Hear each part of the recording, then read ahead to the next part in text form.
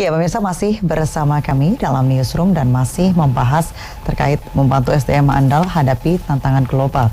Kalau di segmen tadi Pak Ali sempat menyebutkan bahwa membangun sumber daya manusia yang memang menjadi harus berkesinambungan begitu. Yeah. Idealnya apa sih yang nantinya kemudian harus benar-benar dilakukan dan menjadi perhatian oleh pemerintah begitu, Pak? Mbak, itu turunan dari Undang-Undang Dasar 1945. Nilai-nilai dasar tadi Profesor Elwin sempat sampaikan tentang mencerdaskan kehidupan bangsa. Sebuah bangsa yang besar seperti Indonesia ini tentu tertuang dalam anggaran Undang Dasar 1945. Undang-undang turunannya sampai dengan peraturan pemerintahnya.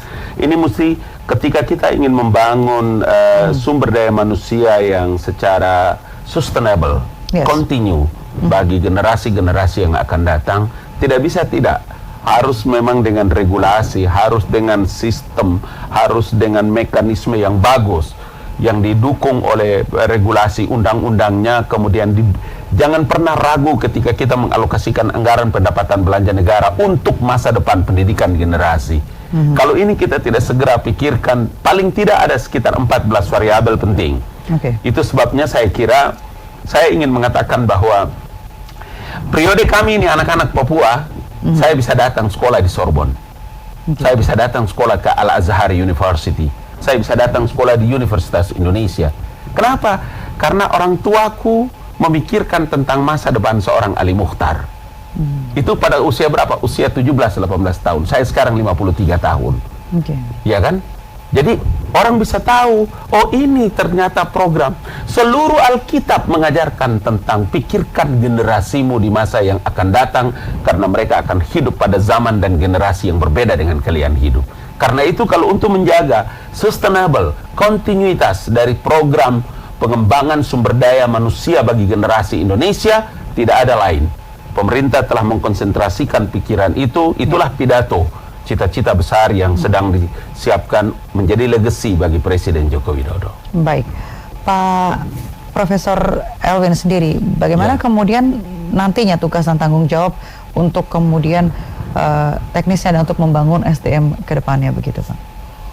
Well, pertama kita harus lihat bahwa ini tugas dari segenap lapisan di masyarakat. Menganggap pemerintah kalau menganggap dirinya adalah yang satu-satunya bertanggung jawab itu salah. Swasta juga kalau menganggap pemerintah satu-satunya bertanggung jawab untuk itu juga salah juga.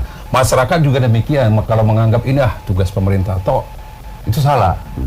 Mari kita mulai misalnya, itu dimulai dari individu seperti Bang Ali tadi sampaikan. Kemudian keluarga, kemudian masyarakat, kemudian swasta dan pemerintah. Tentu pemerintah harus menyiapkan sistem, regulasi, pendanaan, demikian juga swasta membantu menyiapkan infrastruktur dan sebagainya.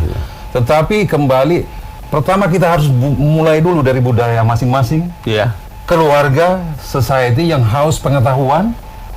Baru salah satu yang saya tertarik disampaikan tadi, no pay no gain. Jangan kita mau gratisan saja. Pengetahuan itu mahal, jadi harus dibayar. Karena kalau kita hanya mau gratis, tidak ada pengetahuan, tidak bernilai namanya. Jadi culture dan tugas kita semua. Nah, tentu harus ada alokasi anggaran begitu. Baik, Pak Ali, kalau melihat dari pemerintah mempersiapkan segala sesuatunya untuk membangun SDM Indonesia untuk lebih baik, adakah tantangan-tantangan dalam kedepannya yang kemudian nantinya bisa dalam tanda kutip membelokkan atau mungkin tidak terjadinya visi yang seperti diharapkan oleh pemerintah dan kita semua tentunya? 3 elemen dasar yang paling penting itu adalah memang negara, pemerintah, masyarakat, dan lingkungan keluarga. Itu sudah hukum-hukum yang melekat dalam kehidupan, bagaimana mencerdaskan kehidupan sebuah generasi baru. Tantangan yang paling mendasar itu benar kata Profesor Elwin tadi, nggak mungkin pemerintah itu bisa berjalan tanpa mendapat dukungan dari masyarakat. Tidak mungkin masyarakat juga bisa berjalan dengan kita punya visi yang sama, kita punya mimpi Indonesia. Ini buku luar biasa, Indonesian Dream, mimpi Indonesia tentang bagaimana menyiapkan generasi baru. Karena itu Mbak, kalau bicara tentang tantangan, pasti ada tantangan. Karena begini, 5 tahun ke depan ini kita belum tahu seperti apa nanti tantangan bagi pemerintahan, dan mungkin juga 10 tahun akan datang, atau sampai tahun berapa kita menyiapkan generasi baru itu. Kalau periode kami, periode Profesor Elwin, mungkin kita disiapkan sekitar 30 tahun yang lalu. Ya kan? Saya dari Papua, Bang Elwin dari Sumatera, dari Medan, 30-35 tahun. Hari ini kita menjadi dokter, kita menjadi profesor. Kenapa? Itu yang saya hadapi tantangan ini. Orang tidak bisa menilai itu di ujung jalan, tapi dia melihat sebuah proses yang nanti akan dihadapi. Karena itu saya mau ingin katakan bahwa kalau hanya mengharapkan saja pemerintah pasti tidak mungkin. Tetapi pemerintah memiliki kewajiban untuk menyiapkan seluruh peranata-peranata itu, termasuk regulasi, termasuk keuangan, anggaran, pendapatan belanja negara yang didapatkan juga dari pajak-pajak masyarakat, bukan? Karena itulah pasti ada tantangan.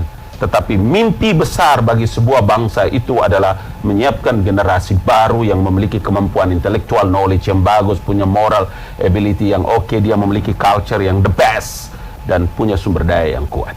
Baik, individunya sendiri apa sih yang harusnya dilakukan kemudian supaya nantinya begitu bisa mengantisipasi tantangan atau mungkin proses yang cukup panjang ke depannya begitu?